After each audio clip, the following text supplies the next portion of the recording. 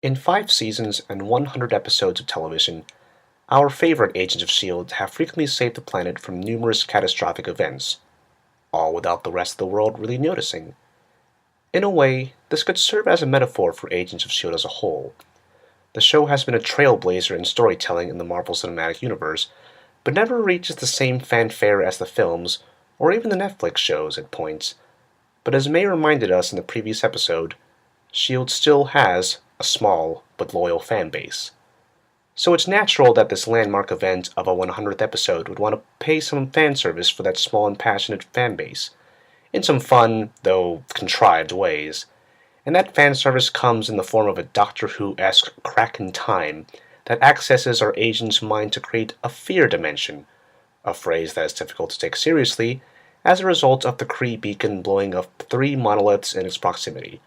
And with that, its old enemies galore running amok in the lighthouse. Creepers, LMDs, roaches, and even Hive and Lash sort of, but barely, wreak havoc.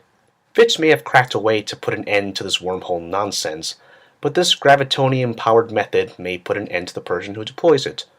Coulson, being the hero he is, or as we debate about later, the hero he wants to be, volunteers, to the protests of his teammates. There has been so much suffering amongst the team, Daisy reminds him, and they're going to need Coulson. But as Coulson dramatically collapses, we are thrown into an explanation on Coulson's health and the real deal with Ghost Rider.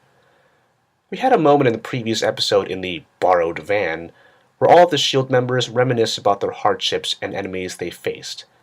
As much as the show is about stopping world-ending threats, it has also been an intensely personal journey for each of these characters.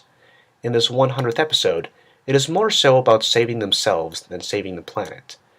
This is an episode that tries to mix in heavy, emotional beats with action sequences of spectacle, something that the show has usually excelled in.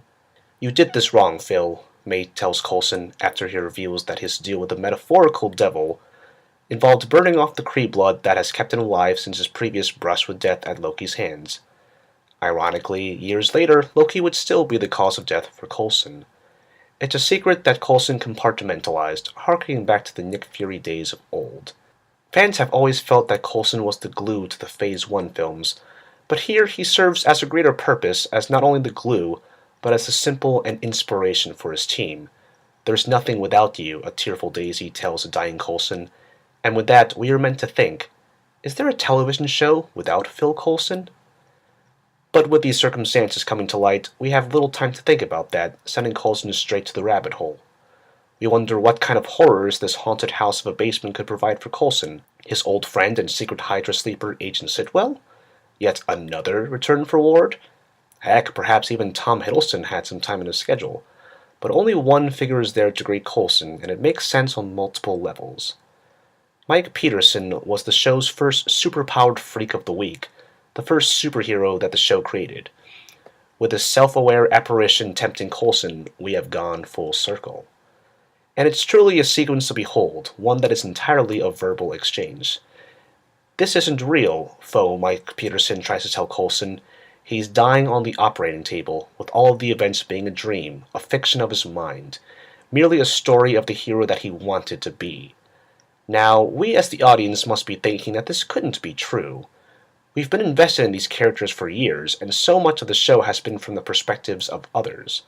But in this moment, the audience is questioning this reality the same way Coulson is. How can S.H.I.E.L.D. save the world over and over again with no one noticing? I felt a true, existential, and anxious fear regarding one of my favorite television shows currently on the air. It almost serves as a metaphor for the television show's status as MCU canon. Could it possibly be true that the entirety of Agents of S.H.I.E.L.D. was false, a mere fantasy? The hard answer is a resounding no. Coulson wants to believe that all of this pain, suffering, joy, and triumph, displayed through some well-edited smash cuts, was the real deal, and so do we, the audience. And thanks to Deke, who ventures out into the outside world in a fish-out-of-water and almost Mr. Bean-like fashion, the real Mike Peterson and a bunch of extra S.H.I.E.L.D. agents are sent in as reinforcements. With Deathlock as Coulson's wingman, we finally get into the spectacle, and it ends fairly quickly. Seriously. It really took only one hit for each of these monsters to go down, even the behemoths of Lash and the very much so hyped Hive.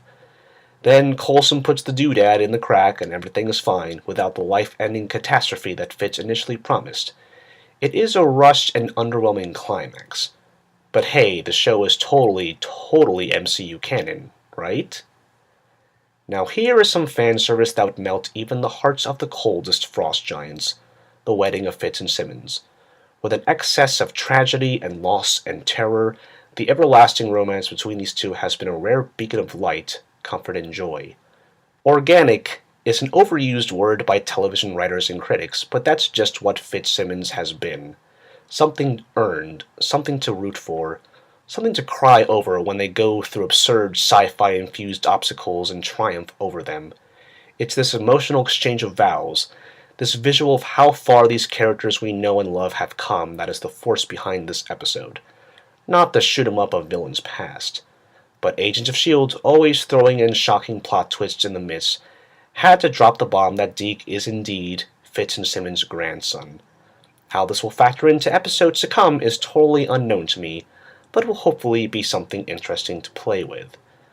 I wish I could say that I look forward to another 100 episodes of S.H.I.E.L.D., but that would be a little too optimistic. It's interesting that showrunners and writers of this episode, Jed Whedon, Marissa Tancherone, and Jeffrey Bell, created tension not just from the possibility of our protagonist's death, but from the very idea that this story, and these characters mostly unnoticed by the MCU and our real world, may not matter in the grand scheme of things. But if there's one lesson to be taken from this event episode, it is regardless of what the answer is, regardless of whether your friends watch the show with you or not, regardless of the corporate politics between Marvel Studios, Marvel Television, and Marvel Entertainment may be, Agents of S.H.I.E.L.D. matters. Agents of S.H.I.E.L.D. is real.